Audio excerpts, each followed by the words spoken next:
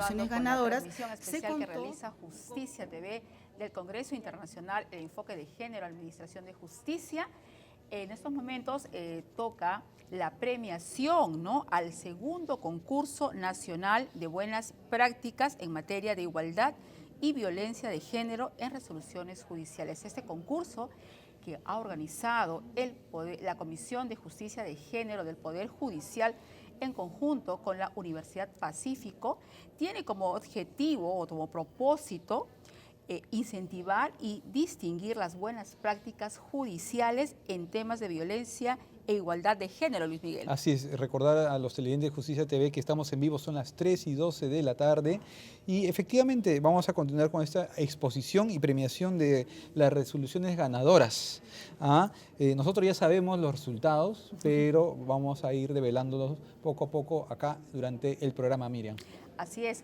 Quería comentarles que las y los participantes que tuvieron que presentar las resoluciones judiciales justamente que incluían estos enfoques de género, estas resoluciones tenían que tener un periodo, podrían ser de un periodo del 1 de septiembre del 2020 al 31 de julio del 2023. Este año, que es la segunda edición de este concurso, tuvo algo diferente porque fueron para todas las especialidades. No solamente se tuvo a la especialidad de familia, sino para todas las especialidades, Luis Miguel. Así es, como vemos en imágenes, están ya haciendo la intervención de los expositores.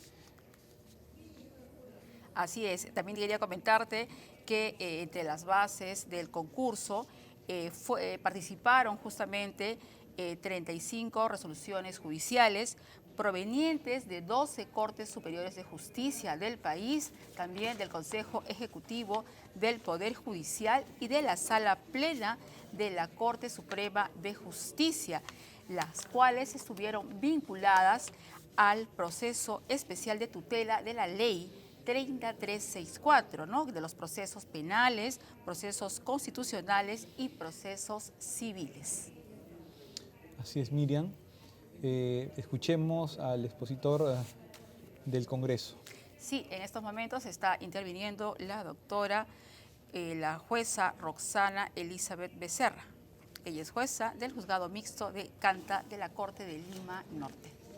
Es la forma de visibilizar el buen trabajo de jueces, juezas, que realmente sudan la camiseta, se la ponen y realmente trabajan en serio por el país, ¿no? Sabemos que las noticias buenas tienen poca prensa porque no se venden fácilmente. Sin embargo, creo que este tipo de eventos puede ser la ventana de aproximación entre la comunidad y el buen trabajo del Poder Judicial. Y considerábamos, ¿no?, como una oportunidad con la doctora Elvira de hacer esto extensivo a otras comisiones, como podía ser la comisión, por ejemplo, del medio ambiente, la comisión de acceso a la justicia y, por qué no, eventualmente a otro tipo de áreas de trabajo del Poder Judicial, como podría ser anticorrupción, como podría ser lavado de activos, porque creo que hay sentencias emblemáticas, sentencias ejemplares, que no solamente pueden servir para que la comunidad sepa que sí se hace justicia en nuestro país, sino también para que los estudiantes puedan enamorarse nuevamente de ese valor justicia, que realmente es lo que motiva que lleguen al aula de derecho cuando ingresan a la universidad. Yo creo que todos los que somos abogados siempre hemos llegado a la carrera, ¿no?, con esa ilusión de hacer justicia, de cambiar las cosas, de que el país sea distinto y nosotros ser el motor de ese cambio. Y creo que este tipo de sentencias habla bien de un trabajo que en este caso, bueno, son 3 premiadas, pero hay muchos participantes, ¿no es cierto?, en este concurso, y creo que ha sido difícil la selección de los trabajos finalmente ganadores, y creo que todo eso también muestra, cara a la academia, cara a los estudiantes de Derecho, que sí es posible y sí es viable trabajar en un poder judicial que puede hacer justicia. Yo saludo, felicito la iniciativa de la doctora Elvira por sacar adelante este proyecto. Felicito también a las 3 juezas que están aquí. Algunas están en un juzgado unipersonal, otras 2 en un colegiado. Pero lo que sí me ha dado mucha alegría también saber es que Aquí hay una representante de Lima, de Canta, de Cusco, y eso creo que también muestra el buen trabajo que se hace a nivel nacional, ¿no? Y creo que el alcance de este concurso fuera de Lima también es un impulso para que veamos que el Perú es más grande que Lima, ¿no? Porque a veces nos quedamos, bueno, con que esto es todo lo que hay, ¿no? Y no es así. Creo que hay un buen trabajo y un buen desempeño de muchas instituciones del Estado, entre ellas el Poder Judicial, que hacen una labor encomiable, una labor ejemplar fuera de Lima. Y eso creo que también se debe mostrar. Y esto es realmente una señal de que hay un buen trabajo fuera de Lima. Con lo cual les felicito, he conocido rápidamente los temas que han trabajado, y porque no he sido miembro del jurado calificador, pero les dejo con las personas que sí han trabajado estos temas directamente para que lo desarrollen y realmente expongan sus temas. Las felicito, enhorabuena, y para la Universidad del Pacífico es un honor el haber estado aquí participando en estas 2 ediciones, y esperemos que sean muchas más. Muchas gracias.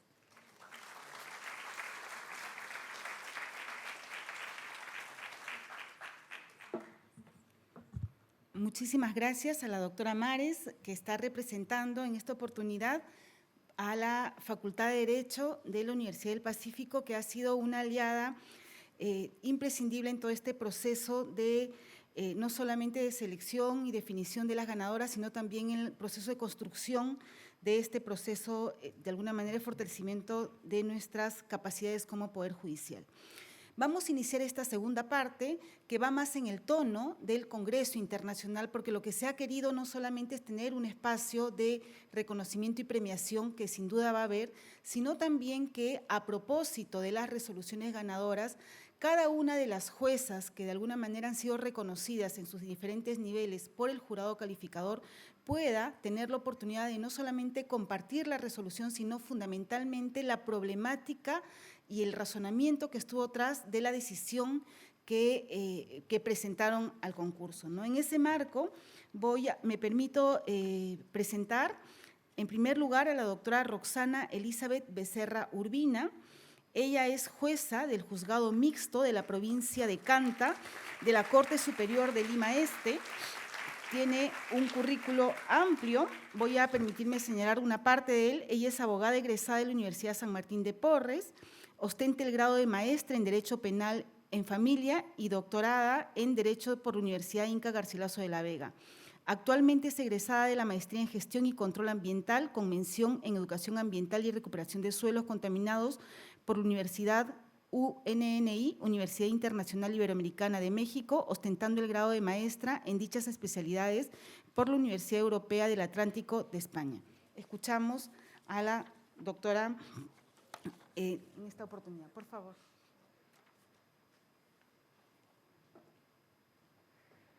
Buenas tardes con todas y todas. Doctora presidenta de la Comisión de Género, Elvira Álvarez Olazábal, doctora Carla Mares, decana de la Facultad de la Universidad del Pacífico. Saludo también a la doctora Elvia Barrios, presidenta de la Corte Suprema de Justicia, señoras jueces, juezas, personal administrativo, jurisdiccional, representantes y autoridades internacionales, nacionales, locales, público en general. Ay, sí, disculpa.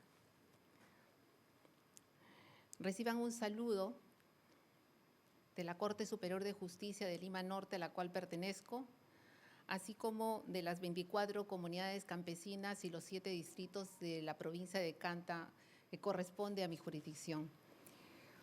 También del equipo jurisdiccional que trabaja conmigo arduamente, de manera itinerante, por todos estos sitios de la provincia de Canta. Para nosotros es realmente un honor haber participado en este concurso tan importante, a medida de ver de qué manera la Administración de Justicia está realizando y aplicando ya una normativa internacional e interna, que es aplicar la Administración de Justicia con enfoque de género. Pues bien, el caso que nos ha tocado analizar por primera vez en una zona altoandina de nuestra jurisdicción, nos ocupó conocerlo. Sucedió en el distrito de Adraguay de la provincia de Canta. A manera general voy a señalar de que una mujer trans fue objeto de actos de violencia física y psicológica por un ciudadano de esa localidad, de esa comunidad. Pues bien, cuando nos tocó conocer y calificar esta denuncia efectuada por una mujer trans, sintomáticamente, bueno, para nosotros como acto novedoso en una zona altoandina y alejada de la provincia, de la sede central de la provincia de Canta, nos motivó a mejorar nuestro contenido de nuestras resoluciones y decisiones judiciales respecto a las mujeres trans como sujetas de derechos tan iguales como cualquier persona. Pues bien, a mí me ha tocado señalar algunas experiencias que he tenido respecto a este caso en concreto. La comunidad LGTBI le ha sido negado el disfrute en condiciones de igualdad de su derecho de vida, la libertad y a la integridad física por hace muchos años. Históricamente se le ha despojado de derechos fundamentales como las libertades de asociación y de expresión, y hasta la actualidad se les recorta sus derechos a la vida privada, al trabajo, a la educación, a la atención médica. Hace muchos años las mujeres trans, como vemos hasta ahorita, son sujetos de aislamientos, de separaciones, de discriminación. Y esto no es solamente advertido en la ciudad capital, sino también lo hemos visto de manera personal en el interior del país. Surgió una pregunta importante para nuestro caso en concreto: ¿cómo aplicar la ley 30364 en el caso de una violación hacia esta mujer trans, que había sido sujeto de actos de violación psicológica y física? Singularmente, como dije, nunca antes habíamos conocido este caso, con estas características especiales. El marco normativo en sí mismo no nos dice nada tampoco, ¿no? En primer lugar, consideramos pues que las mujeres trans, tan igual que la mujer y el varón, son seres humanos como nosotros y les corresponden los mismos derechos que nosotros. Pero viendo un poco más allá de este caso, de este derecho humano, advertimos que las mujeres trans también piensan, se conducen, se comportan y se desplazan como cualquier mujer. Y en ese sentido, desde esa perspectiva, desde ese sentimiento de esta mujer que había sido objeto de estos actos de violación psicológica y física, pudimos aplicar esta ley 30364 y otorgarle las medidas de protección que correspondían. No solamente porque habíamos visto, digamos, un impedimento por el cual la autoridad local o policial se había negado a concederle esta medida de protección o recibir la denuncia conforme correspondía a un acto de debida diligencia. Y entonces nosotros verificamos que sí, efectivamente la ficha RENIEC lo cataloga como varón, pero en realidad es una mujer. Se vestía, se conducía, se desplazaba, se expresaba como cualquier mujer. Por esa razón no podíamos negarle ese derecho, porque desde este momento en que nosotros le otorgamos las medidas de protección, le estábamos reconociendo sus derechos como cualquier mujer. La Corte Interamericana de Derechos Humanos, en la sentencia del caso Azul Rojas Marín, nos ordenó lo siguiente: los operadores de justicia deben respetar la orientación sexual y expresión de género de todas las personas. Igualmente nos basamos en la opinión consultiva 24/2017, en el que señala que los derechos no pueden ser negados o restringidos a nadie, bajo ninguna circunstancia, con base en su identidad de género. Igualmente, la Corte Suprema de Justicia de nuestra República, en la sentencia de vista del expediente 23822-2017 Lima, estableció que la identidad de género es un derecho fundamental que asiste a todas las personas en todas las etapas de su vida, independientemente de que coincida o no con su sexo biológico. En ese entender, consideramos que esta víctima, mujer trans, también le corresponde todos los mismos derechos que le corresponde a un varón o a una mujer, en principio, porque es un ser humano igual, con los mismos derechos que nosotras. En segundo lugar, porque se conducía y se conduce como una mujer, se comporta como una mujer, se siente y respira como cualquier mujer. Por esa razón, nosotros reconocimos en esta resolución sus derechos de protección que establece la Ley 30364.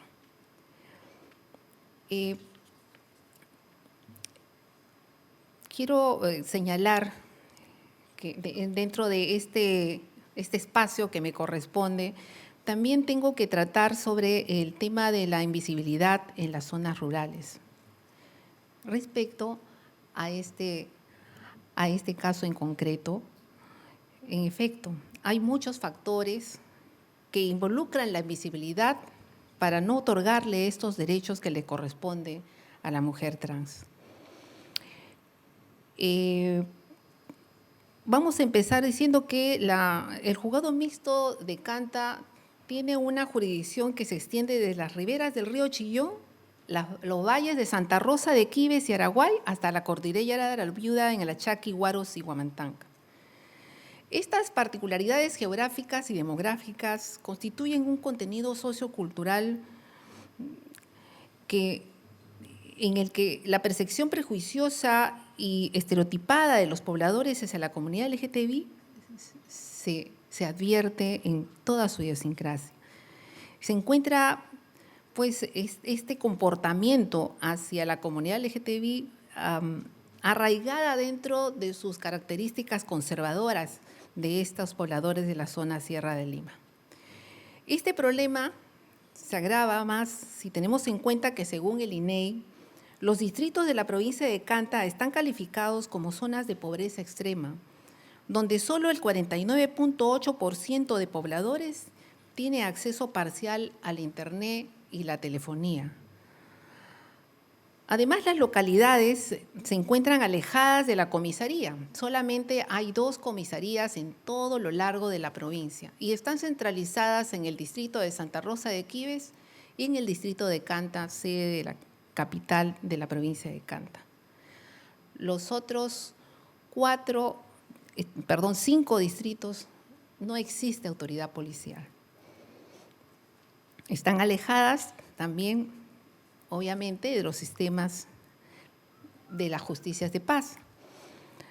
Las vías de acceso son escasas, en su mayoría son trochas carrozables, lo que implica, por ejemplo, que para trasladarse de la comunidad de Naycacoyo hasta el distrito de Canta nos toma un promedio de 3 horas. Del distrito de Araguay, donde ocurrió este suceso, hasta la sede de Santa Rosa de Quibes, que está más cercana, igualmente le toma un tiempo de 3 horas. Este problema es similar, me imagino, y más crítico seguramente para otros órganos jurisdiccionales del interior del país, ¿no? Pero corresponde, pues, uno de los principales factores de la invisibilidad. El segundo factor de invisibilidad de las mujeres trans y de la comunidad LGTBI es la inexistencia de políticas públicas de las autoridades ediles y comunales destinadas a la integración social de la comunidad. Por ejemplo, los planes de seguridad ciudadana de al menos 1/3 de las municipalidades distritales de Lima conciben a la comunidad LGTBI como un factor de inseguridad, pese que la sentencia del caso Azul Rojas Marín proscribe esta concepción. Esta situación no solo invisibiliza a la comunidad LGTBI y le restringe sus derechos fundamentales, sino también promueve su aislamiento, discriminación y agresión. Prácticamente cuando vemos a un miembro de la comunidad LGTBI, siempre la sociedad o las personas suelen separarlos, suelen aislarlos y no nos damos cuenta que lo estamos lapidando. Lo estamos lapidando desde que han crecido o desde que se han considerado miembros de esta comunidad. Mal. El tercer factor de invisibilidad de las mujeres trans de la comunidad LGTBI lo constituye las prácticas tradicionales y culturales propias de cada una de las localidades de nuestro país, que por su diversidad vamos a encontrar algunas restricciones para quienes la practican, basadas en prejuicios y estereotipos. Desde luego, esta restricción son poco visibles, por ende, nuestra función como operadores de justicia nos exige desvirtuar estas restricciones concibiéndolas como factores especiales de vulnerabilidad. Termino el cuarto factor, quizá es el más importante y define nuestra función jurisdiccional. Nosotros, los operadores de justicia, también estamos inmersos con nuestros sesgos personales edificados en función a nuestro contexto familiar, social, académico, en el que nos hemos formado. Y es que nuestra familia, la localidad en que vivimos, nuestro credo, son algunos de los factores que determinan la forma de analizar y concebir un determinado caso. Por eso nuestra primera tarea como operadores de justicia es desvirtuar nuestros prejuicios y estereotipos propios que en gran medida son invisibles y normalizados para administrar justicia con un verdadero enfoque de género. Más aún si tenemos en cuenta que nuestra función implica una intervención inmediata, oportuna, razonable y proporcional. Estos son algunos de los factores que invisibilizan a la comunidad LGTBI en todas las regiones del país y constituyen muestras de discriminación estructural y una tarea pendiente del Estado. Frente a esta problemática, el Juzgado Mixto de la provincia de Canta ha diseñado algunas acciones que buscan mermar los alcances de estos factores que generan la invisibilidad de la comunidad LGTBI. Por ejemplo, para facilitar el acceso a la justicia de todo ciudadano, se ha logrado que el Consejo Ejecutivo del Poder Judicial institucionalice la itinerancia permanente en la provincia de Canta. Por iniciativa propia de nuestro equipo de trabajo, nos encontramos elaborando un protocolo de actuación comunal que busca revalorar el papel de los jueces de paz y de las autoridades comunales en la lucha contra la violencia contra la mujer e integrantes del grupo familiar, designándolos como órganos de apoyo para la supervisión de las medidas de protección. Nuestro Juzgado Mixto de Canta trabaja sin equipo multidisciplinario y muchas veces tenemos que realizar audiencias de verificación de ejecución de medidas de protección. Esto es una forma de ver si es que realmente las medidas de protección que hemos otorgado se están cumpliendo. Otro de los actos que estamos llevando a cabo dentro de nuestro juzgado, nuestra jurisdicción, es procurar emitir al menos la parte resolutiva de las resoluciones judiciales en el idioma originario de las partes procesales como el quechua. En este caso en concreto que trabajamos, el agresor era un quechua hablante y las agresiones, si bien las hizo en palabras de español, también las hizo en quechua. Por esa razón es que tuvimos que acceder a la ayuda de un personal de la Corte Superior de Justicia de Lima para que nos pueda colaborar con la traducción de la resolución que emitimos. Finalmente, nuestra función, quiero finalizar, recalcar que nosotros, los jueces, las juezas, estamos comprometidos con esta lucha contra la discriminación, toda forma de discriminación de la mujer. No podemos seguir esperando desde donde nos encontremos. Tenemos que realizar actividades para sensibilizar a todas nuestras sociedades y formar a las nuevas generaciones para erradicar todo tipo de discriminación contra la mujer. Muchas gracias.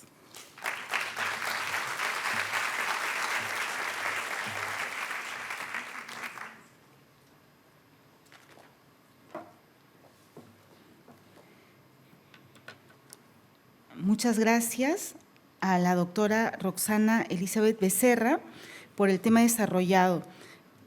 A continuación vamos a escuchar a la doctora Norma Beatriz Carvajal Chávez. Ella es jueza suprema de la Sala Penal Permanente de la Corte Suprema de la República.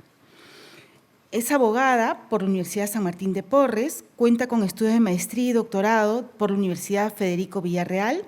Además, tiene estudios de posgrado en litigación oral en la Western California School of Law, San Diego, California. Es presidenta del ETI Penal de la Corte Superior de Justicia de Lima. Se ha desempeñado como jueza superior de las salas de apelaciones de la misma Corte y, como mencioné, actualmente ocupa el cargo de jueza suprema provisional de la Sala Penal Permanente de la Corte Suprema de la República. Ella abordará el tema aplicación del enfoque de género e interseccional en la valoración de los criterios para diferenciar el dolo en casos de tentativa de feminicidio y lesiones. Un aplauso, por favor.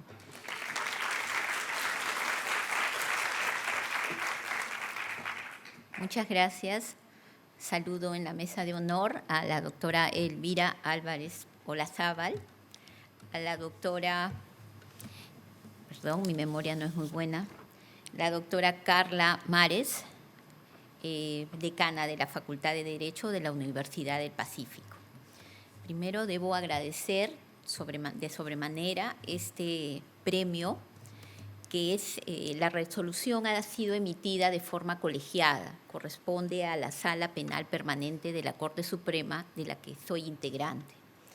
Agradecer también al equipo de trabajo que permite realizar este tipo de resoluciones, en particular a mi ex secretario de confianza, Jayo, me estoy olvidando el nombre,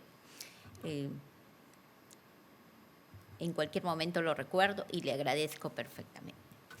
Lo que pretendo en este caso es, primero, tratar la resolución, el caso. Este caso, el tema es de aplicación del enfoque de género e interseccionalidad.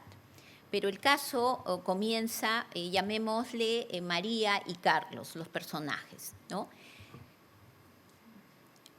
Los personajes, ellos fueron novios, habían terminado la relación y la imputación contra Carlos es que un día X se acerca a María y pretendía retornar con ella a tomar la relación, ¿no? La invita al lugar donde él vivía y se torna una discusión por celos de él, ¿no? Luego de la discusión esto pasa a mayores y él la golpea primero y luego con un cuchillo la amenaza. Le causa ciertas lesiones. Posteriormente trae un hacha, ¿no? Y también trata de lesionarla. Logra su cometido a medias, porque ella ofrecía resistencia. Se cae incluso el asa del hacha y ante ello trae un cuchillo, con el mismo fin, ¿no? Mencionando en todo este proceso de agresión, él le decía a ella, ¿no? Y esas frases son importantes, ¿no? Hoy se termina todo. Tú te vas al cementerio y hoy se termina todo.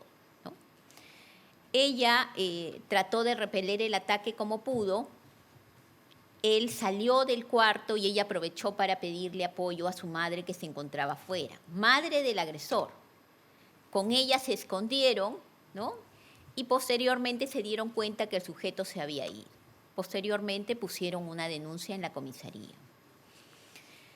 Los antecedentes de este caso es que ella había sido víctima con anterioridad de violencia de pareja, ¿no?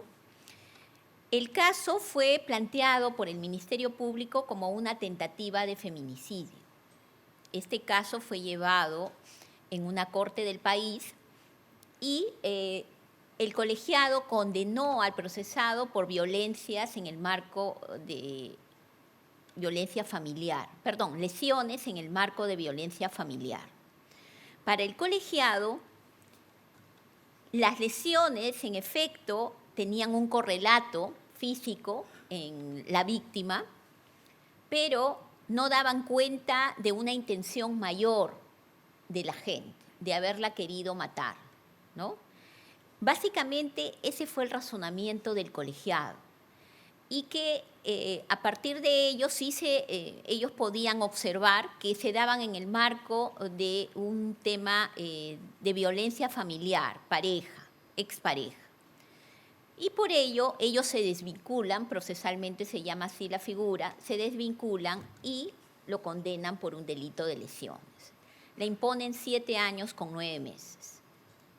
Esta decisión fue apelada, llegó hasta la sala de la Corte Suprema, apeló el Ministerio Público. El Ministerio Público seguía insistiendo en su tesis de tentativa de feminicidio, pero también apeló la defensa, solicitando la revocatoria porque consideraba que se había evaluado inadecuadamente la prueba.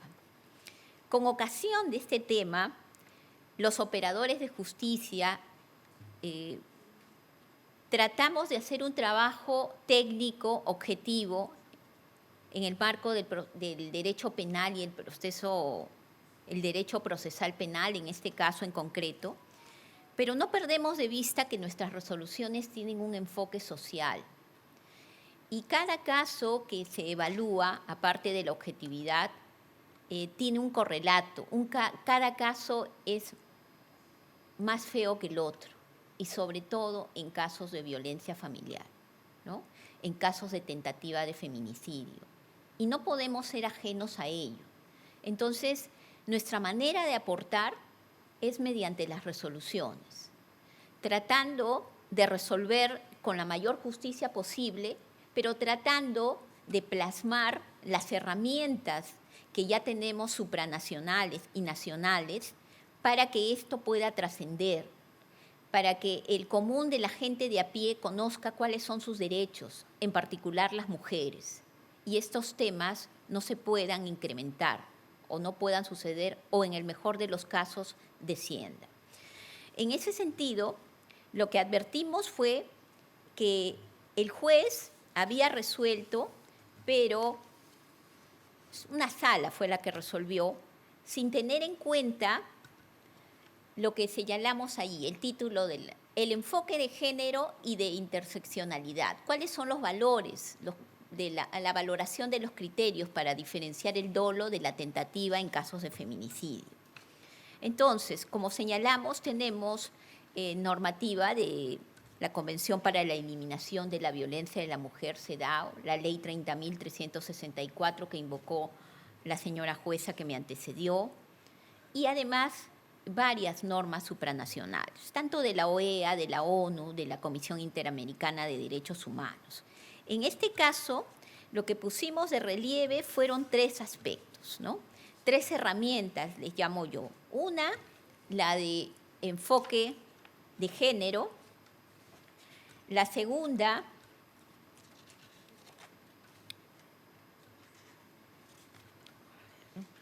principio de igualdad de género. En términos sencillos, este principio nos permite identificar las desigualdades entre hombre y mujer, ¿no?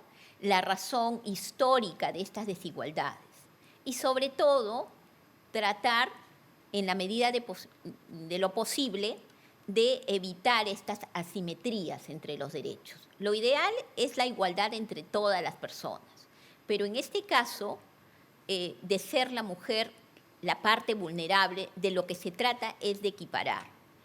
Eso es en términos sencillos, porque tiene aristas más técnicas. La interseccionalidad. Esta es una herramienta técnica también, que nos permite enfocar un caso a partir de las diferencias que puedan haber, ya no solo desde el término de género, de sexo, sino de etnia o cualquier otro factor que hace estas asimetrías, estas diferencias. Y finalmente, la perspectiva de género, que tiene vinculación con la primera, ¿no? Es un abordaje que visibiliza la posición de desigualdad y subordinación estructural de las mujeres. Es decir, cuando se enfrenta a un caso, aparte de las herramientas legales que tenemos, debemos contar con esas herramientas para enfocar de mejor manera el caso. Si esto es así, entonces, principio de igualdad, ¿no? También, como dijimos, interseccionalidad y perspectiva de género. Todos los jueces de la República, juezas y jueces, tienen la obligación de evaluar los casos y difundir también estas herramientas. Si esto es así, esto nos permitió, primero, determinar que en el caso no se habían tenido en cuenta. Y segundo, de acuerdo a estos valores, identificar cuál era la intención de la gente. Primero, la magnitud de las lesiones generadas y su ubicación. Para el tribunal de instancia, las lesiones eran menores, pero esto, hago la salvedad, cada caso es particular, se debe evaluar las particularidades de cada caso. En el que estamos analizando, solamente si se tiene en cuenta el correlato de las lesiones en el certificado médico legal, aparentemente no habría pues mayor gravedad. Pero ese no es el único factor, ¿no? Tenemos que ver la magnitud de las lesiones generadas y su ubicación. No es razonable, por ejemplo, que alguien ataque con un cuchillo a alguien, a un tercero, y le infrinja pues un corte a la altura del corazón. O sea, razonablemente no se podría decir que no tenía intención de matarlo, ¿no? Los instrumentos que utilizó, que a veces podrían ser inocuos, pero también pueden servir de armas. Por ejemplo, un cojín, tratando de ahogar a la víctima. Los instrumentos empleados, el grado de ejecución del delito, ¿no? Tentado o consumado. Pero tentado, ¿por qué? Porque la víctima ofreció resistencia, porque apareció un tercero o porque el propio agente se desistió. Todo ello tiene correlato en el hecho y sobre todo luego en las consecuencias. Los hechos que anteceden al delito, eso es muy importante, ¿no? Si hubo lesiones anteriores, tentativas de homicidio, ¿qué pasó con con las partes en el caso? Las circunstancias propias de la acción. ¿Qué fue lo que le dijo el agente, ¿no? Acá hay dos aspectos fundamentales que se tuvieron en consideración. Hoy tú te vas al cementerio, ¿no? Y yo me voy a la cárcel. Hoy termina todo. Y luego eso lo volvió a repetir en 2 ocasiones más. Entonces, no solamente evaluamos lo que se dijo, sino lo que se exteriorizó. Aquí el ataque fue primero de golpes, luego con un hacha, en tercer lugar con un cuchillo. Entonces, definitivamente, esos factores no fueron evaluados por el tribunal de instancia. Y la motivación, ¿no? La motivación que tuvo el agente. En el caso se determinó, además, que habían denuncias por violencia familiar. Este era un correlato, ¿no? Las testimoniales, incluso de la propia madre de la gente, dijo: mi hijo es un loco y siempre ha agredido a la chica, ¿no?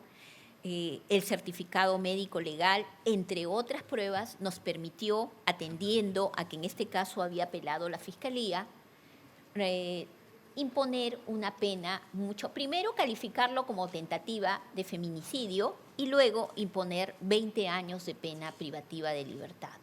Entonces, esta sentencia espero que pueda ser difundida, ¿no? Y que se destaque estas herramientas que han servido para realizarla y además que, como dijo bien la decana, pueda llegar a todos los operadores, sean funcionarios policiales y de otras dependencias, e incluso a las víctimas, para que sepan que tienen derechos y que tienen autoridades que las respaldan. Muchísimas gracias.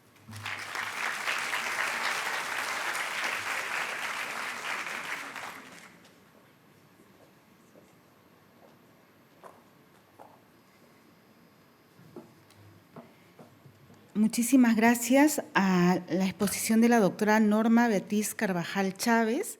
Damos la bienvenida a la señora presidenta del Poder Judicial, la doctora Elvia Barrios Alvarado, que nos está acompañando en esta parte del evento. Bueno, vamos a pasar a la tercera exposición de la jueza reconocida en este concurso. Me refiero a la doctora Karina Justina Holgado Noa, que abordará el tema discriminación contra las mujeres campesinas a través del espacio televisivo a propósito del caso de la paisana Jacinta. La doctora Karina Justina Holgado Noa es jueza superior titular de la Corte Superior de Justicia de Cusco. A la fecha es presidenta de la Segunda Sala Laboral de Cusco. Ella es egresada del doctorado en Derecho de la Universidad Católica de Santa María, Arequipa, magíster en Derecho de Género por la Universidad Jaén, España, egresada de la maestría en Política Jurisdiccional de la Pontificia Universidad Católica del Perú. Siguió estudios de maestría de Derecho Constitucional en la Universidad Católica Santa María de Arequipa. Además, posee estudios en Auditoría Judicial realizada en la Universidad de San Lima, diplomado de Alta Dirección y Gerencia por la Universidad del Pacífico, así como realizó el curso Especialización en Despacho Judicial y Derecho Contencioso Administrativo por la Universidad Jaén, España. Entonces, escuchamos a la doctora Karina Justina Holgado de la Corte Superior de Cusco.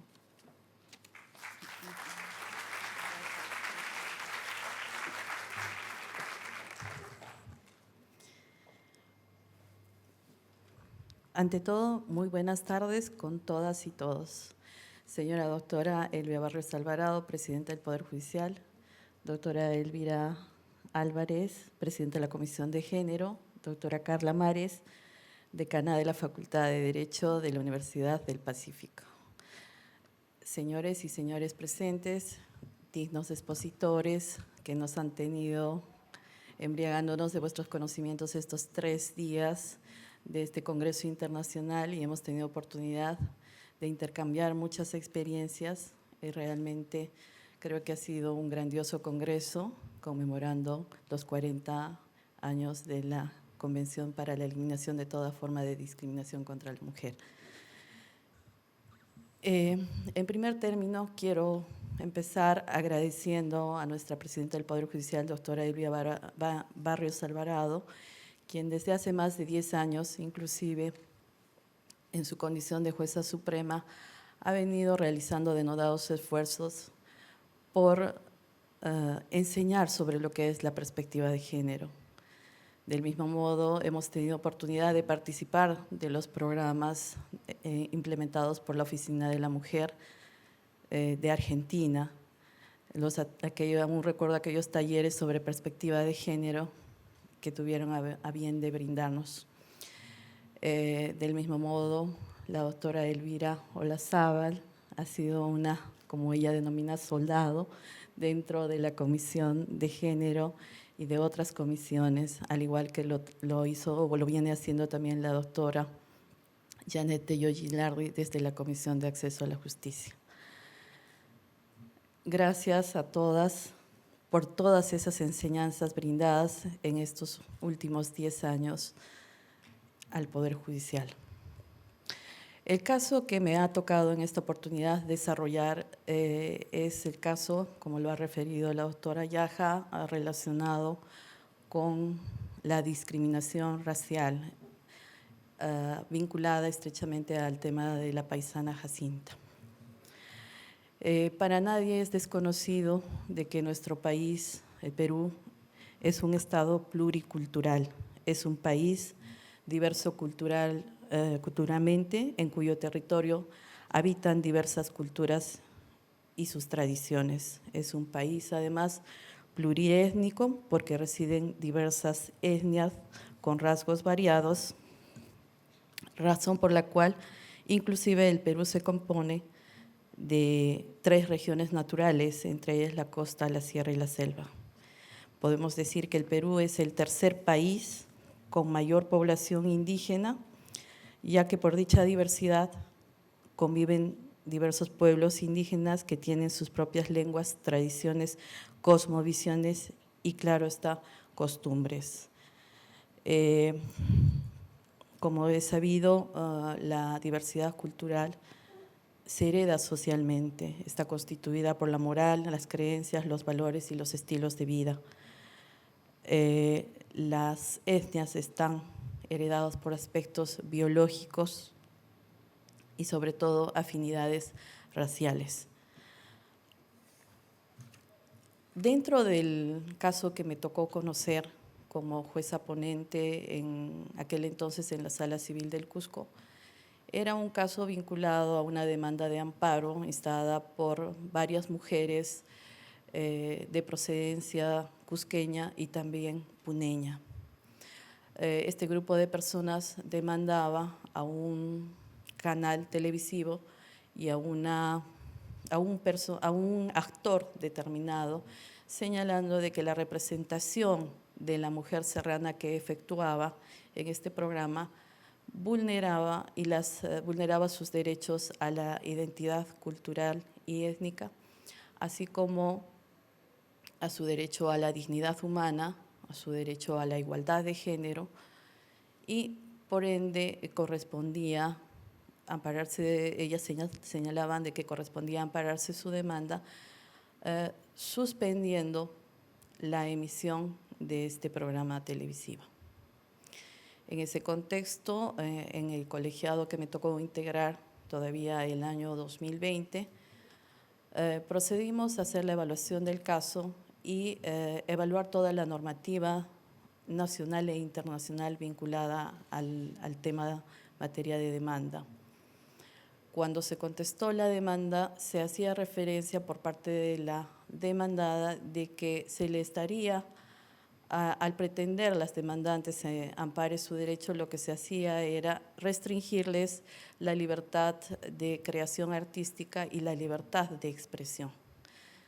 Ese era el argumento principal que sostenía la parte demandada. En ese entendido, revisamos nuestra Constitución en primer orden para ver si había o no había esa presunta vulneración a los derechos invocados por la parte demandada, llegando a establecer que nuestra Carta Magna, en el artículo 2, establece como derecho que toda persona tiene a su identidad étnica y cultural. El Estado, señala nuestra Constitución, promueve la integración nacional.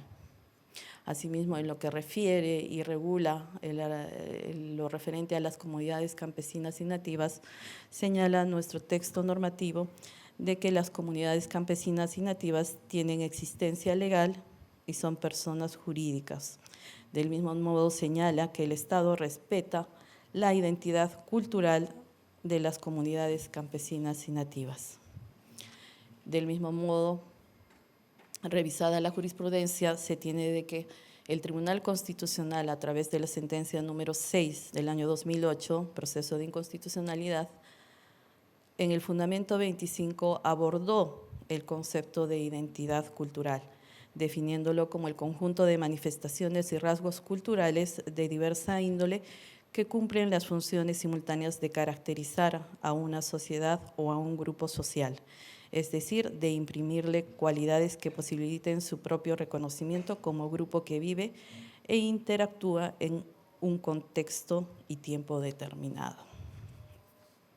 Del mismo modo, encontramos la Declaración Universal de la Diversidad Cultural, que define también lo que es el pluralismo cultural, que constituye una respuesta política al hecho de la diversidad cultural, inseparable, señala, de un contexto democrático y es propio de los intercambios culturales y el desarrollo de las capacidades creadoras que alimentan la vida pública.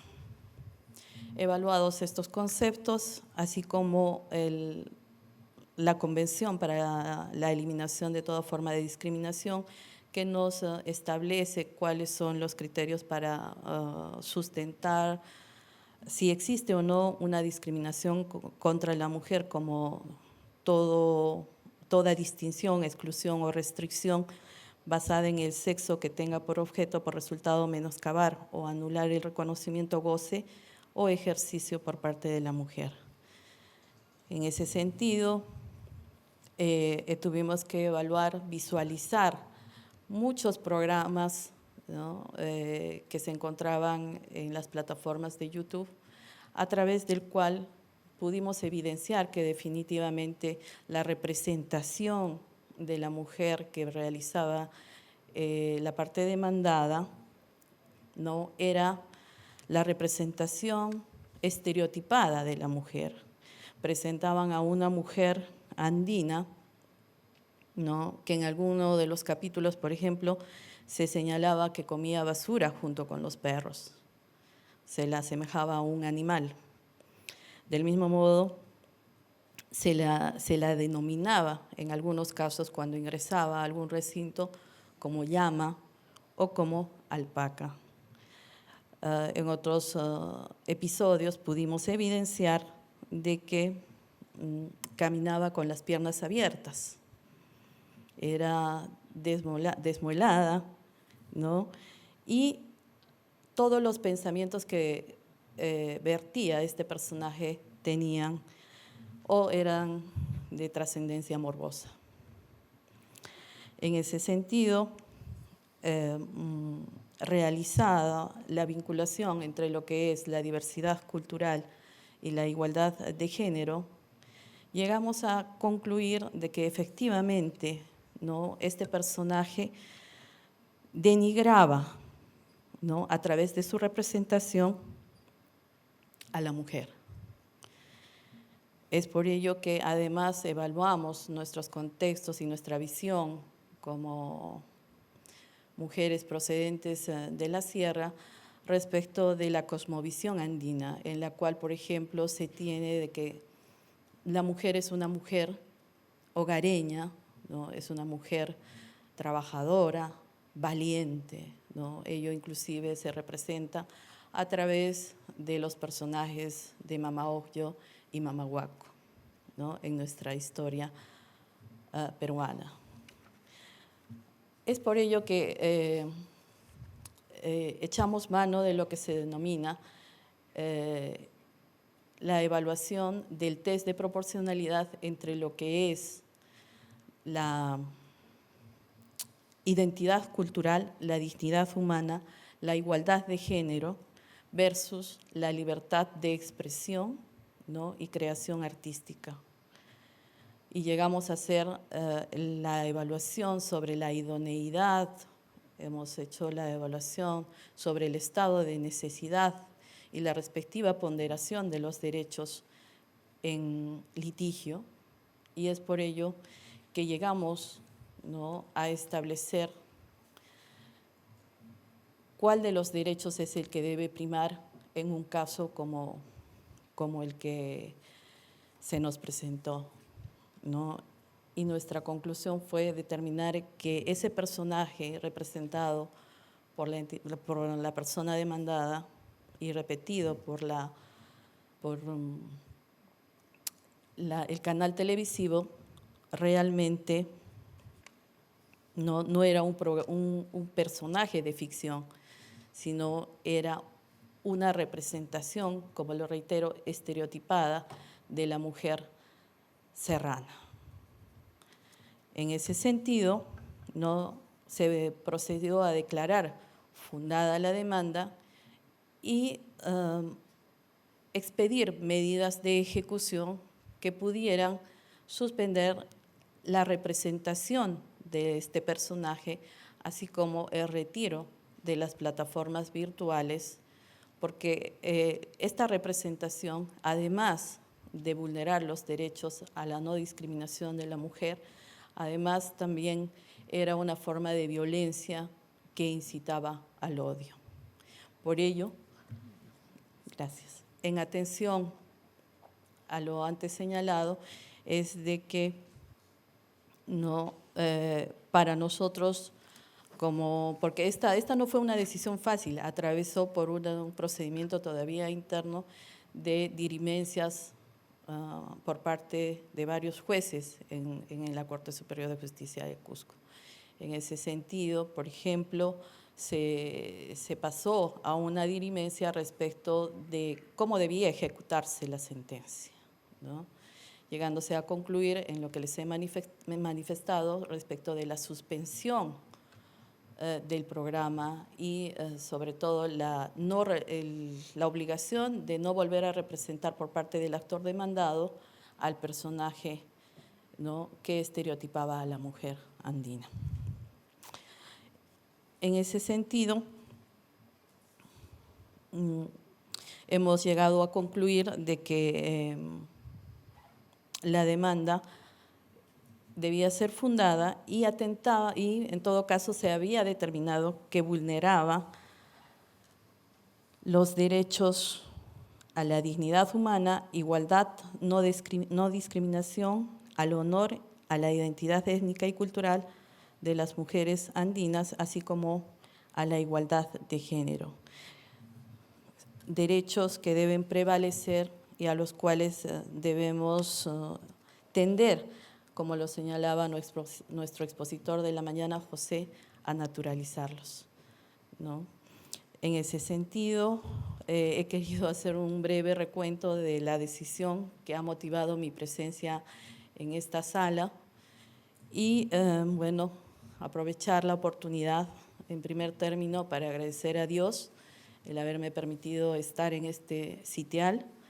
Asimismo, agradecer a mis padres, ¿no?, por los valores inculcados y agradecer también a mis hijos, ¿no?, disculpen la emoción, por el tiempo, ¿no?, de calidad restado a su desarrollo.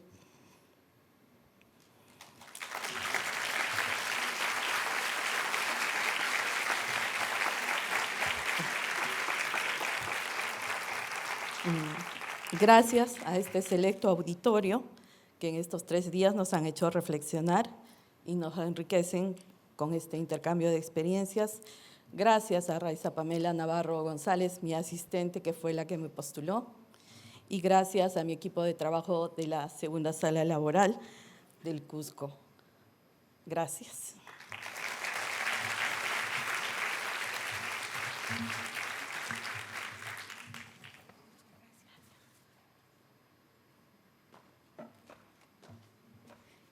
Muchísimas gracias a la doctora Holgado por compartir no solamente el conocimiento, sino también todo lo que esto ha significado en la vida de las mujeres magistradas, en este caso por ella representada. Vamos a pasar a escuchar a la doctora Erika Yasmín Caballero. Ella obtuvo la mención honrosa y por razones de fuerza mayor no nos acompaña, pero sí ha remitido un video. Ella presentó una resolución que emitió cuando era jueza supernumeraria del 8º Juzgado de Familia con subespecialidad en violencia contra la mujer y los integrantes del grupo familiar de ATE, periodo, puesto que ejerció entre el 15 de octubre del 2018 al 20 de julio del 2021. Ella hará unos breves comentarios sobre violencia de género y migración, ¿no? Escuchamos el video de 5 minutos, por favor.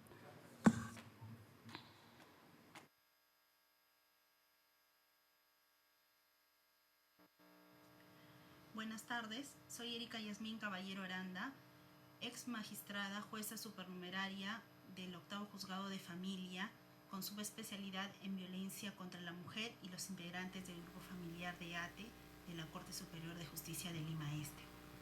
En la presente oportunidad me voy a permitir dar algunos alcances respecto a las medidas de protección efectivas a favor de mujeres migrantes víctimas de violencia de género. Primero, es necesario señalar que la ficha de valoración de riesgo no solo debe apreciarse como un resultado final, sino que deben de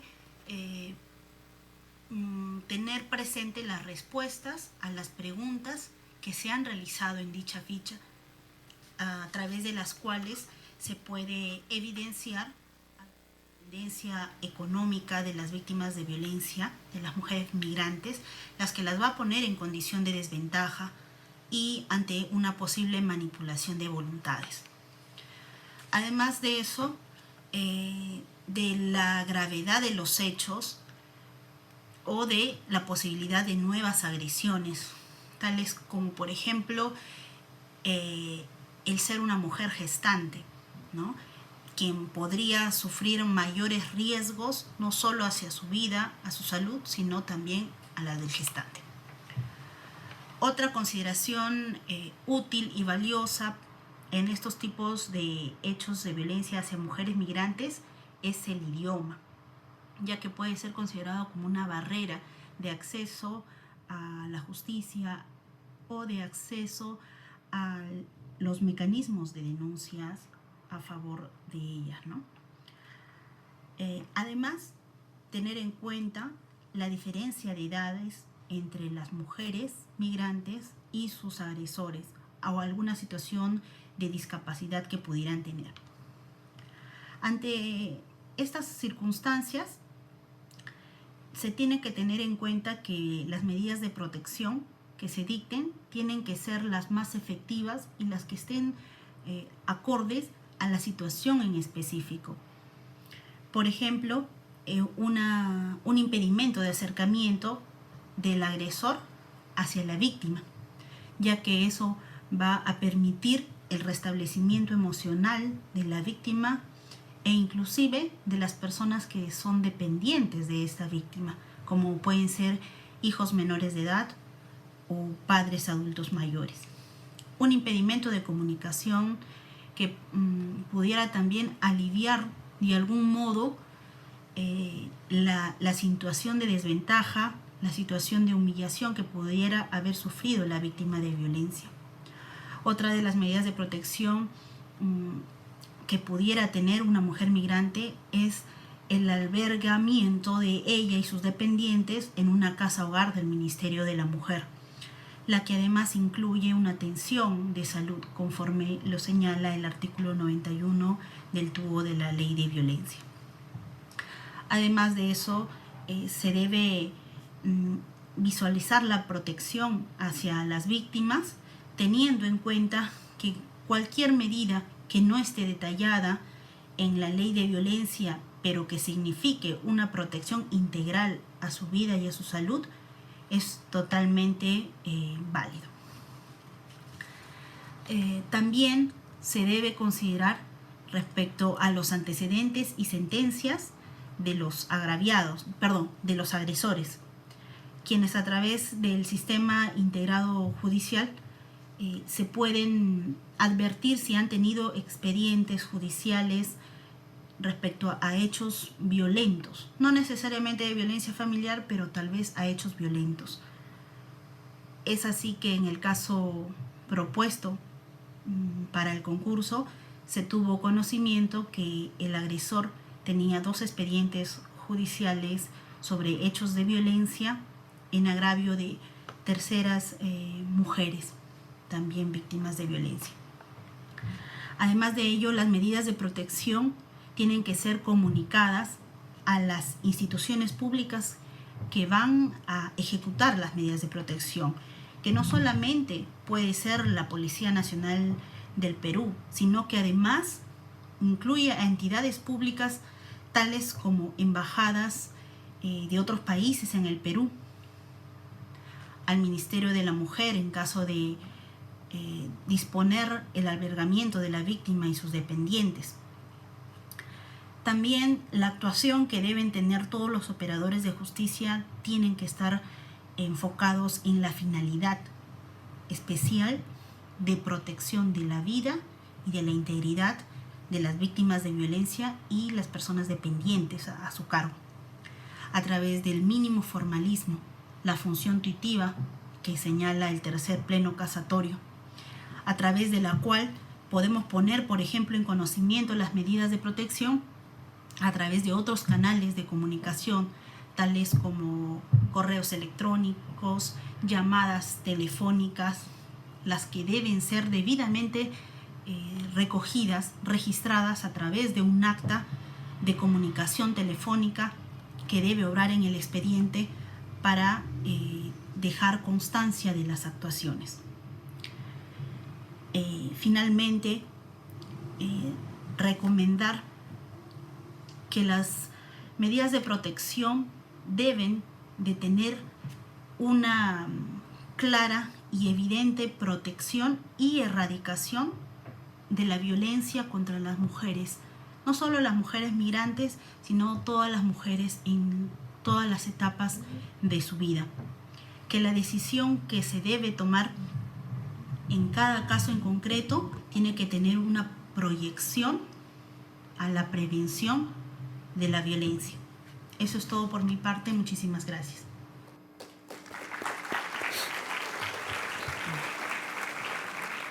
Bueno, muchísimas gracias a la doctora Erika Caballero, quien además sabemos que está siguiendo todas las conferencias virtualmente. Para ir cerrando esta primera parte que es reflexiva, antes de entrar a la parte ya más protocolar de la premiación, vamos a escuchar a la doctora Elvira Álvarez Olazábal, quien es presidente de la Comisión de Justicia de Género, pero que, como señalé, también es parte del jurado de este segundo concurso, que estuvo integrado por la doctora Gladys Acosta Vargas, presidenta del Comité CEDAW de las Naciones Unidas, la doctora Violeta Bermúdez Valdivia, docente universitaria, y la presidenta de la Comisión de Justicia de Género, quien dará sus palabras en su representación. Muchísimas gracias, Yanecita. Muy buenas tardes a todas, todos y todos. Señora Presidenta del Poder Judicial, doctora Elvia Barrios Alvarado, un placer saludarla y agradecerle en primer lugar la posibilidad y el privilegio de contribuir un poco a la transformación institucional. Agradecerle como presidenta del Consejo Ejecutivo que nos ha dado la confianza de reeditar este segundo, porque esta es la segunda edición del concurso de buenas prácticas, que esperamos, como lo dijo la señora decana de la Facultad de Derecho de la Universidad del Pacífico, nuestra aliada en este desafío de premiación de buenas prácticas, porque como ella bien lo dijo, a veces solo se conoce hacia afuera las cosas negativas o no tan positivas, en todo caso, del Poder Judicial, y más bien nosotros queremos relevar que existen no pocas, sino muchísimas buenas prácticas, pero hay que darlas a conocer. Saludar a nuestras y nuestros expositores que con tanta generosidad nos han acompañado estos días y de quienes venimos aprendiendo. Saludar a todas y todos que nos están escuchando en este auditorio y también por las redes. Para nosotros es un verdadero privilegio poder, desde nuestra modesta ubicación en la institución que integramos, poder contribuir efectivamente a esta transformación y ser un poco los agentes de cambio. Como siempre decimos, por las que estuvieron, por las que están y por las que vendrán, porque se necesita efectivamente encauzar el pensamiento de construir ideas erróneas y volver a construir, por ejemplo, una verdadera masculinidad. Yo sé que muchas y muchos en esta sala lo hacen. Yo me comprometería a seguir poniendo de nuestros esfuerzos para poder apoyarlas y apoyarlos. Llegar a premiar de repente no 3, sino 100 resoluciones. Y por eso agradecer sinceramente a las juezas y jueces que postularon y animarlas y animarlos a volver a postular. Ustedes han escuchado de las premiadas y en el video también las razones que creo que son más que obvias hoy para haber obtenido el puesto por el cual el jurado premió cada una de sus resoluciones. Gladys Acosta Vargas, peruana, presidenta de este jurado, nos puede acompañar hoy día porque si ustedes acceden a las redes, ella está haciendo su informe en la Asamblea General de Naciones Unidas, parece que el último informe ya para dejar su cargo, y la señora doctora Violeta Bermúdez Valdivia está efectivamente con compromisos antelados. Pero ellas dos y esta modesta servidora tuvieron una votación unánime, porque sí es difícil, créanme que es difícil en la preselección y en la selección final, porque los criterios objetivos que han sido de conocimiento de cada una y de cada uno de los postulantes, porque fueron difundidos ampliamente durante las fechas de la convocatoria, permitieron efectivamente que todos supieran cuáles eran los baremos de medición para esta premiación. Así que a todas y a todos ellos, a ellas en especial, las premiadas, un sincero reconocimiento de parte de la doctora Acosta, de la doctora Bermúdez y de esta servidora. Quiero, además de estos dos agradecimientos, destacar el enorme esfuerzo, la empatía, la renovación de confianza que la Academia nos brinda a través de la señora decana de la Universidad del Pacífico. Esta alianza, como bien lo dijo ella en sus palabras introductorias, es la que debemos continuar. El país atraviesa una situación muy crítica. La pandemia ha profundizado desigualdades, problemáticas económicas, sociales y sobre todo nos ha hecho retroceder en lo poco que habíamos avanzado. Nos ha demostrado que democracia, derechos humanos, libertades fundamentales, pues las tienes que seguir persiguiendo y luchando cada día.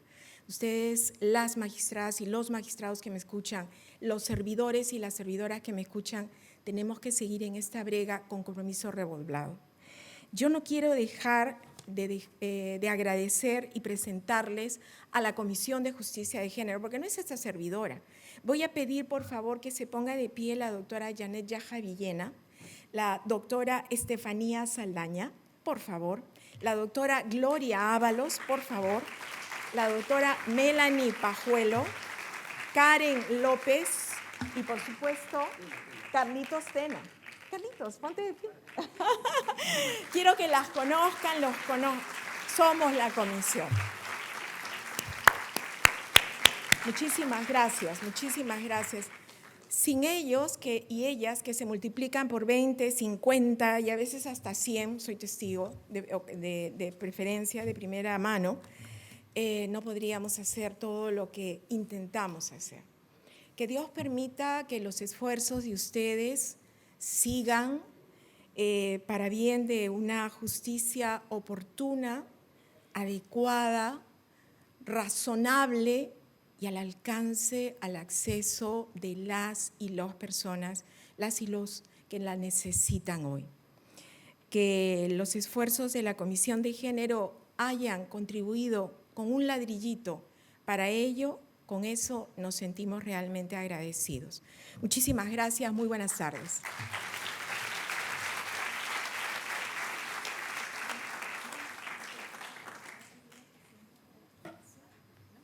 Muchísimas gracias a la doctora Elvira Álvarez, también a la doctora Carla Mares. Las invitamos a pasar al auditorio y ya para esta parte más protocolar vamos a invitar a la mesa a la señora presidenta del Poder Judicial, la doctora Elvia Barrios Alvarado, y también a la señora primera vicepresidenta de la Corte Penal Internacional, la doctora Luz Ibáñez Carranza.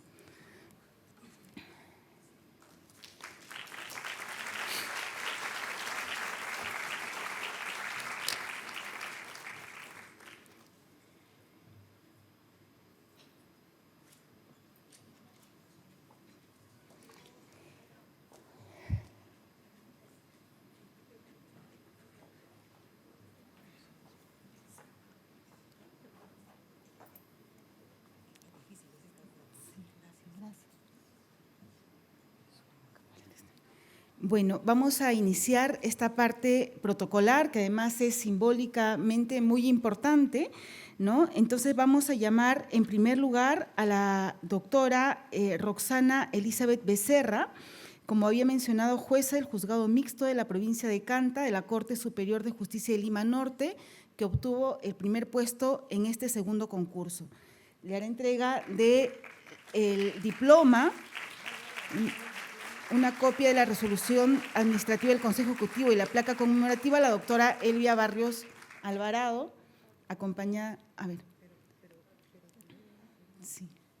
Es un diploma, pero además está el reconocimiento del Consejo Ejecutivo a través de la resolución administrativa 006-364-2022 donde se expresa el reconocimiento y felicitación a la jueza, resolución que irá a su legajo personal. Asimismo, la doctora Luz Ibáñez le hace entrega de esta placa conmemorativa que de alguna manera da cuenta de este reconocimiento.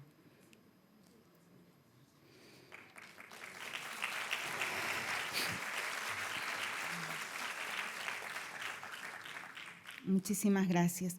En segundo lugar, vamos a llamar a la doctora Norma Beatriz Carvajal Chávez, jueza suprema de la Sala Penal Permanente de la Corte Suprema de la República, ¿no?, quien obtuvo el segundo puesto de este segundo concurso nacional de buenas prácticas en materia de igualdad y violencia de género en resoluciones judiciales. al igual que hace un momento, es la señora presidenta del Poder Judicial quien le hace entrega del diploma y una copia de la resolución administrativa de reconocimiento y felicitación por parte del Consejo Ejecutivo del Poder Judicial.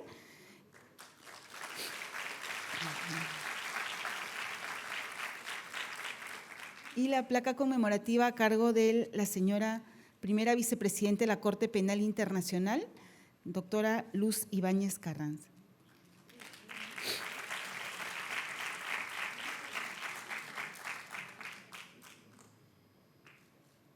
Muchísimas gracias.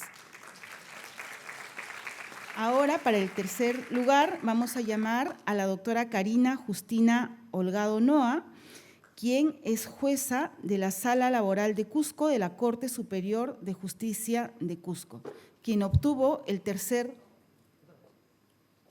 lugar en este segundo concurso nacional de buenas prácticas en materia de igualdad y violencia de género en resoluciones judiciales. Le hace entrega del diploma y copia de la resolución administrativa que irá a su legajo personal, la señora presidenta del Poder Judicial, y de la placa conmemorativa, la señora primera vicepresidenta de la Corte Penal Internacional. Les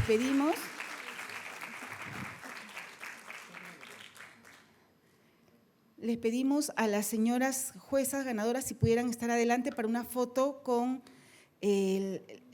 las señoras presidenta y vicepresidenta, y además a la decana de la Facultad de Derecho de la Universidad del Pacífico y a la presidenta de la Comisión de Justicia de Género para tener una foto protocolar. Doctora Elvira, ¿por qué estás? Una foto, sí, por favor. Para la foto protocolar.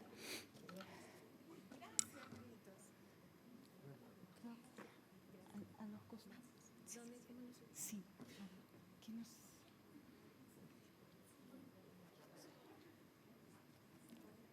A ver, la foto, ¿nos avisa usted?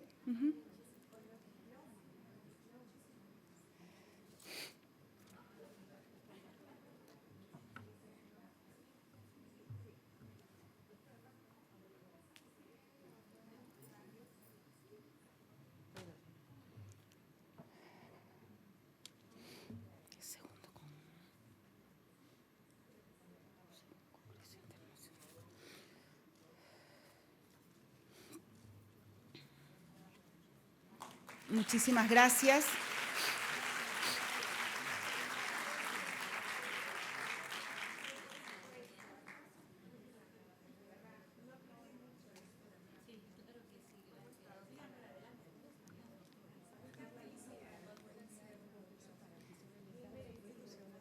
Muchísimas gracias.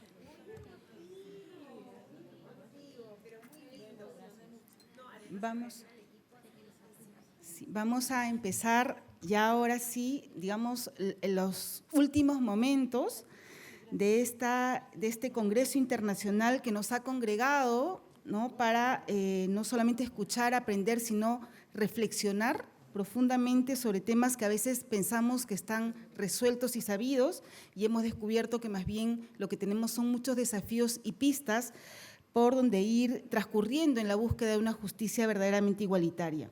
Entonces, para cerrar esta primera parte, vamos a escuchar las palabras de clausura de la doctora Elvia Barrios Alvarado, quien es presidenta del Poder Judicial, ¿no? Entonces, un fuerte aplauso para ella, por favor.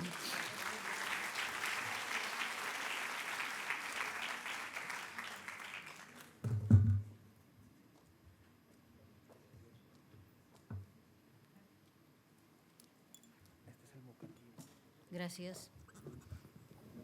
Muchísimas gracias. Muy buenas tardes, tengan todos ustedes, todos y todas. Por cierto, para mí, como siempre, es un privilegio el poder encontrarme en este escenario, acompañada fundamentalmente de tan digna concurrencia. Ilustres invitados y también pujantes jueces y juezas del Perú. Hace un momento, en horas de la mañana, me encontraba en el Congreso de la República, fíjense. sustentando precisamente sobre las políticas públicas implementadas en el Poder Judicial ante la Comisión de Justicia y Derechos Humanos. 3 horas y media de exposición. Y algo que me llamó la atención fue la posición, tengo que decirlo claramente, de algunas con relación al enfoque de género que se estaba implementando en el Poder Judicial. Y cuando les señalé los avances que habían en otros países, con relación a México, que había un concurso solo para mujeres, en la línea de lograr la paridad, la ansiada igualdad, se sorprendieron y les pareció irrazonable.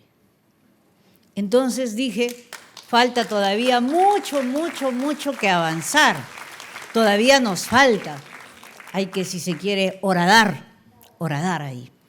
Han sido 3 días de una intensa jornada en donde todas y todos hemos reflexionado sobre la necesidad de incorporar el enfoque de género precisamente en la administración de justicia, una herramienta, como siempre decimos, analítica, necesaria en nuestras vidas para repensarnos desde el cotidiano y, por supuesto, qué duda cabe, en el derecho, para transformar la realidad de discriminación histórica y estructural que persisten en nuestras vidas. Voy a hacer un pequeño resumen. La doctora Mora nos puso en contexto de los avances en la región sobre los derechos de las mujeres de cara a la CEDAW y también los retrocesos ocasionados con la pandemia. Cuidar. ¿Quién cuida a quienes cuidan? Es un interrogante que no debemos perder de vista. También nos invitaba a poner en agenda los derechos sexuales y reproductivos y no quedarnos en un solo aspecto de este. La educación sexual integral es sustancial en ello y resalto que avanzar en nuestros derechos involucra también realizar acciones afirmativas. La doctora Ibáñez nos relató su experiencia como jueza y vicepresidenta de la Corte Penal Internacional, la primera Corte Supranacional que tiene institucionalizada la paridad y con ello una ruta clara para romper los techos de cristal, aun cuando todavía con asombro vemos que no en todos lados todo es perfecto. Hay un plano material en donde se declaran derechos igualitarios, pero en lo sustancial todavía nos falta mucho, fundamentalmente en aquello que se tiene dentro, en aquello que se internaliza. La doctora Bermúdez, Violeta, hemos podido conocer los avances normativos que se han ido concretando en el Perú frente a los derechos que la CEDAW ya había reconocido para las mujeres 40 años atrás. Sin duda, hemos dado nosotros saltos cualitativos que han significado luchas importantes y donde la sociedad civil organizada ha tenido un rol trascendental. Hemos transitado también por conocer cómo se vienen cumpliendo los estándares de la CEDAW desde las diversas ramas del derecho. El doctor Hernández con el tema de género, matrimonio y relaciones familiares, la doctora Silvia Cáceres sobre género, matrimonio también y relaciones familiares, y la defensora del pueblo, Eliana Rebollar, sobre género y salud. Mucho que hacer en estos ámbitos para cambiar esa realidad de discriminación que nos sigue afectando a las mujeres también en esas áreas. Por supuesto que ha sido valioso conocer cómo en la región se ha venido avanzando para obtener una justicia de género.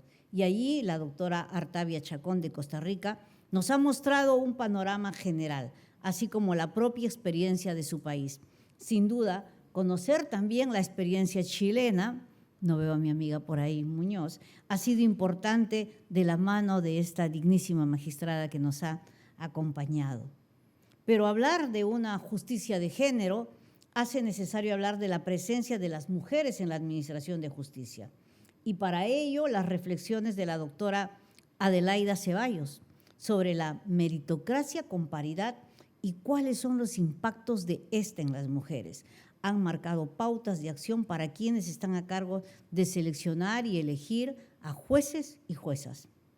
Viviana Kristisevic, espero que se pronuncie así, medio complejo el apellido, nos ha puesto en alerta sobre cuál es el estado de la cuestión, sobre la participación de la mujer en los tribunales y organismos internacionales. y cómo se hace necesario una labor de cabildeo para que mujeres puedan estar representadas en igualdad en estos espacios. Volvemos entonces a la premisa de requerir acciones afirmativas para llegar a esa ansiada paridad, pero no solo para llegar a esa ansiada paridad, sino también para recuperar toda esa ausencia de años en los espacios de toma de decisiones que hemos tenido.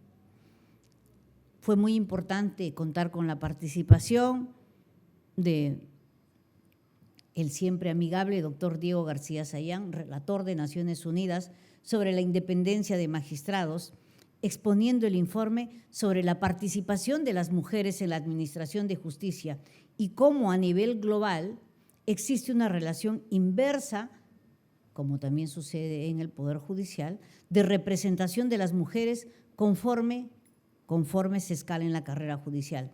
Una realidad que no es una prerrogativa de los países de América Latina, está muy presente aún en aquellos países en los que incluso se suponen que hay mayores derechos para las mujeres. Pero Naciones Unidas se ha puesto de acuerdo en que esta situación debe cambiar y toca desde las instituciones, desde la sociedad civil organizada, generar acciones permanentes por materializar esta apuesta a nivel institucional. La doctora Estrada nos ilustró con la experiencia mexicana para incorporar la paridad en la carrera judicial. Nos deja grandes lecciones de todo lo que se puede hacer si existiese la disposición de avanzar en esa ruta, abarcando de forma integral todos aquellos problemas que suponen obstáculos. Su protocolo para administrar justicia con enfoque de género es, por cierto, un aporte muy importante en esta tarea. La doctora Rivas, por ahí está, nos mostró cómo Chile también ha logrado avances sustanciales, contar con estudios cualitativos que marcaron el diagnóstico de la situación que requerían transformar, ha sumado de forma sustantiva a todas las medidas que ya han ido implementando. En el Perú tenemos aún un derrotero muy grande, los procesos de selección que están a cargo de la Junta Nacional de Justicia y no tenemos criterios para alcanzar la paridad. Introducir medidas como procesos de selección solo para mujeres hasta que se alcance la paridad podría ser una medida de la cual se tome nota y espero escuchen por si están viendo televisión o algo. Ya hay proyectos de ley en otros países de la región que dan cuenta de ello. Yo lo he dicho directamente, ha sido lamentable que en la última selección para jueces de la Corte Suprema de un significativo número no se haya considerado, ni siquiera establecido mínimamente una acción afirmativa para considerar a las mujeres. Solamente una de 5 magistrados que se han incorporado a esta Corte Suprema, que por cierto eso significa que va para largo tiempo la mínima representación de las mujeres en la Corte Suprema. Y en estas reflexiones de todo lo pendiente en la administración de justicia, se hace necesario hablar de la violencia basada en género contra nosotros. Line Vareiro nos ha situado en el tiempo que transcurre para el reconocimiento de nuestros derechos en lo formal, aun cuando seguimos transitando en esta violencia milenaria de manera permanente. Un problema que sigue siendo global. Anotaba ella que incluso la propia CEDAW, la Carta Magna de los Derechos de las Mujeres, no incorporó la problemática de la violencia hasta la dación de la recomendación número 12, porque los estados de ese entonces, incluso los más adelantados como Suecia, se opusieron. En términos peruanos diríamos, en todos sitios se cuecen habas. La doctora Yulisa Mantilla nos ha ilustrado con los estándares del Sistema Interamericano de Derechos Humanos en el abordaje de la violencia de género y cómo los estereotipos de género han marcado de forma recurrente la actuación judicial, que ha generado la vulneración de los derechos de las víctimas. Por eso, la debida diligencia reforzada es un principio central en su atención. La doctora Castañeda Otsu, la doctora Susana, por ahí está, abordó el delito de feminicidio y el acuerdo plenario que desarrollamos en la Corte Suprema para su aplicación, advirtiendo que cada caso concreto y la legislación comparada nos invitan a reflexionar sobre los sujetos activos y pasivos de este tipo penal, remarcando que desterrar los estereotipos de género es necesario en toda actuación judicial.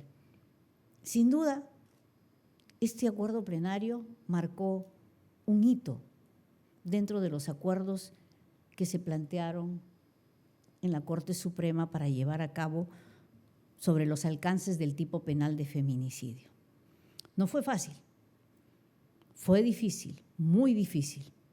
Primero, hay que decirlo, pasar una barrera de algunos jueces que ya no están, que señalaban que no se requería definir o establecer alcances de este tipo penal. Segundo, con la ponencia en ciernes, fui ponente, convencerlos de la necesidad de ese acuerdo plenario. Hubieron que hacer concesiones, pero eso es parte de una estrategia, porque poco a poco se va avanzando. Si no haces en determinado momento concesiones, a lo mejor no logras nada, pero logramos algo y hay todavía mucho que decir con relación al delito de feminicidio. La doctora Encarna Bodelón ha llamado la atención de cómo los estereotipos de género se convierten en violencia institucional, siendo necesario que se tenga una comprensión real de la dimensión que tiene la violencia, empezando por remirarnos nosotras mismas para que haya una real argumentación del caso. No podemos seguir transitando entre la mujer mendaz y la mujer deshonesta. Sin duda, el hecho de que si titubea, cuestionemos su credibilidad, pero si es clara y firme, también la cuestionamos hay veces, porque algunos consideran que esa firmeza puede ser una lección aprendida. Hay mucho que avanzar. Si a eso le sumamos los pocos casos que realmente llegan a procesarse en el sistema de justicia, con algunas actuaciones estereotipadas estamos legitimando la impunidad. Por eso es que yo celebro y festejo y aplaudo, reconozco este concurso de buenas prácticas que advierte que hay un empoderamiento de juezas y de juezas al aplicar enfoque de género en sus resoluciones judiciales y que visionan un poder judicial diferente. Hay un espíritu renovado en hombres y en mujeres, mirando un mejor horizonte para ese sistema de justicia. Hemos tenido también un conversatorio aquí a Bono sobre los acuerdos plenarios en materia de violencia sexual. Doctores como el doctor Antoni Serna, Iván Montoya, el doctor Burgos Mariño han dado cuenta de cómo esta Corte Suprema ha reflexionado sobre esta problemática, no solo desde un enfoque de género, sino también desde una mirada interseccional que es tan importante. Son avances sustanciales y que seguro la casuística nos irá mirando, remirando para ir afinando y mejorando cada día más. Y ya que hemos desarrollado en estos días la necesidad de incorporar el enfoque de género en la administración de justicia, era necesario poner en agenda un tema actual, la legítima defensa en los casos de violencia contra las mujeres. La doctora Julieta Di Corleto nos interpela como actores del sistema de justicia para preguntarnos, ¿quiénes están habilitados para defenderse? Hay personas que están educadas para no defenderse y que su defensa ha sido criminalizada. Sin embargo, su investigación revela que también va generándose jurisprudencia que está recogiendo la necesidad de analizar esta causal de justificación desde un enfoque de género. ¿Es la inminencia parte de la esencia de la legítima defensa? ¿Se puede hablar de legítima defensa cuando no hay un ataque inminente? Son parte de las interrogantes a las que ha ido dando contenido durante sus reflexiones. Cuidar la argumentación en nuestras decisiones usando el marco jurídico convencional, así como las recomendaciones emitidas sobre la materia son imprescindibles y de mucha utilidad al momento de tomar nuestras decisiones. Pero sobre todo, establecer políticas de prevención sin romantizar las acciones defensivas, repensar marcos de referencia del derecho penal y procesal penal. Finalmente, el doctor Claudio José Chaminade hizo énfasis en la necesidad de resolver con sentido común, advirtiendo que figuras como la legítima defensa no fueron pensadas para que las mujeres se defiendan. Por ello es necesario mirar las cuestiones de género con especial calidad. Y esto es muy importante. A lo largo de toda mi vida judicial, como jueza penal, he tenido la oportunidad de juzgar numerosos casos de violencia sexual, de feminicidio fundamentalmente. Y también por ahí uno que otro que llegó con la denominada lesiones recíprocas, ¿no? ¿Cómo juzgamos a una mujer que un ataque de violencia sistematizada, permanente, cotidiana, en un momento determinado decide rebelarse y atacar? ¿En qué medida podemos impartir justicia si es que no conocemos todo ese círculo de violencia del que ha sido parte esta mujer? Y si es que no tenemos enfoque de género, tanto hombres como mujeres.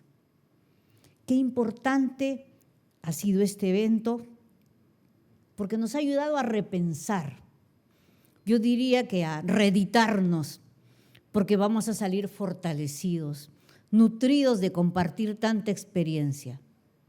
Pero fundamentalmente, como le decía a la doctora Ibáñez hace un momento y conversábamos, nos vamos con una nueva energía.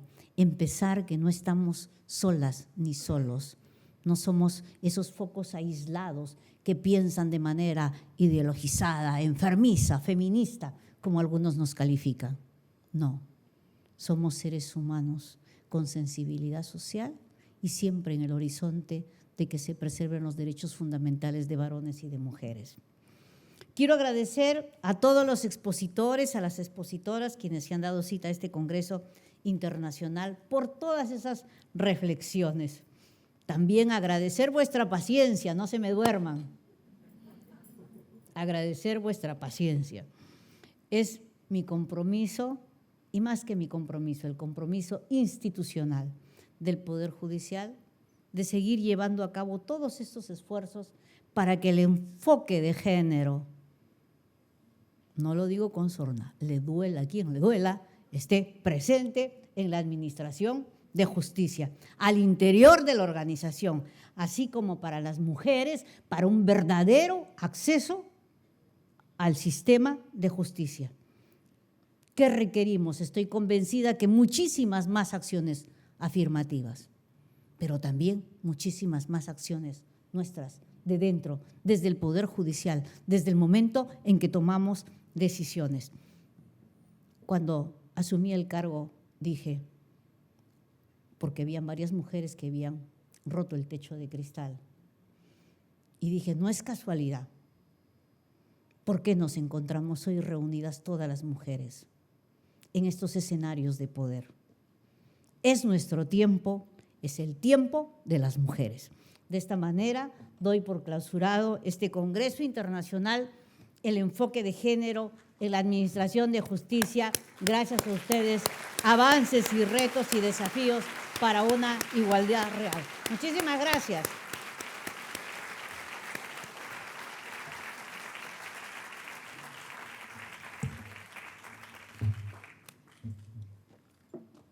Muchísimas gracias a la señora presidenta del Poder Judicial por sus palabras de clausura. Les queremos pedir un minuto, mantenerse en los asientos. Todo proceso reflexivo va a verse alimentado, además, a través de un acto cultural. El arte también es una herramienta que nos sirve para poder cimentar completar aquellas cosas que vienen seguramente objetivamente a través de ideas o pensamientos más concretos. Es importante señalar de que quienes salgamos al final nos han señalado, también podremos recoger un libro que ha publicado el Poder Judicial justamente con información sobre justicia de género. Entonces esperamos un par de minutos antes de iniciar con el acto cultural que va a estar a cargo de Yuyashkani. Un minuto.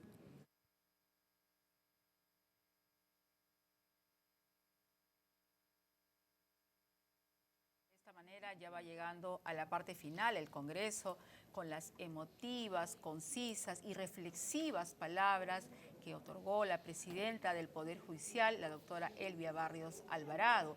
Ella, quiero resaltar justamente un punto que ella dice, ¿no? Nosotros tenemos la necesidad aquí en el Poder Judicial y en la Administración de Justicia de incorporar el enfoque de género en esta Administración de Justicia y en nuestras vidas, no solo es acá, sino también en nuestras vidas, para transformar y erradicar la discriminación de género.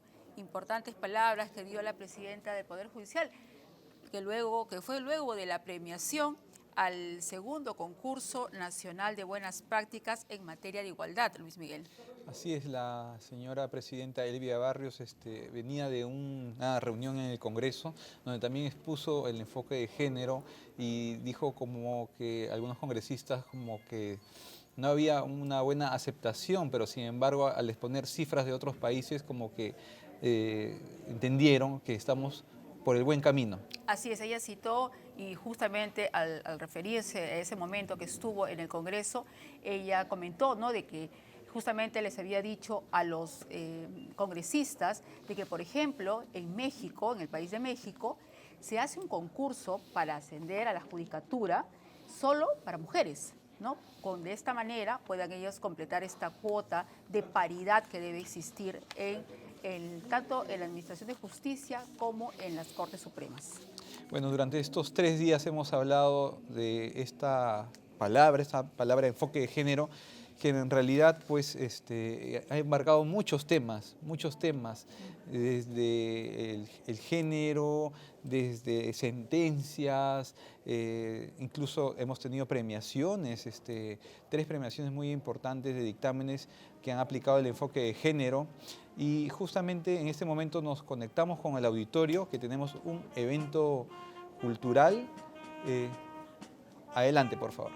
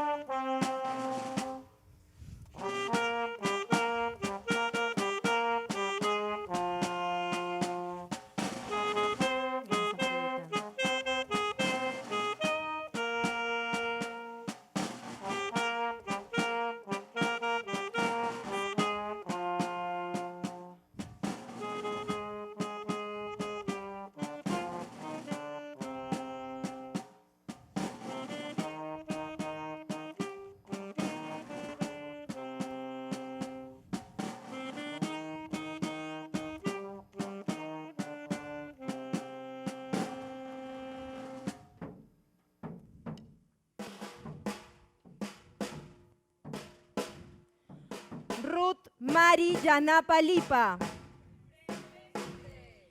Lismar Hernández Farías. Rosa Miranda Grados.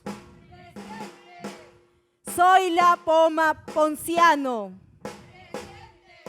Rocío Cárdenas Aquino. Hiromi Rivera Paredes. Ashley Catherine Figueroa. Sonia Zárate Román. Mayra Quispe Espinosa. Vanessa Romero Pérez. Helen Cañasaca Condori. Denis Casas Rojas. Carmen Pérez Vázquez. Carola Herrera Mayanga.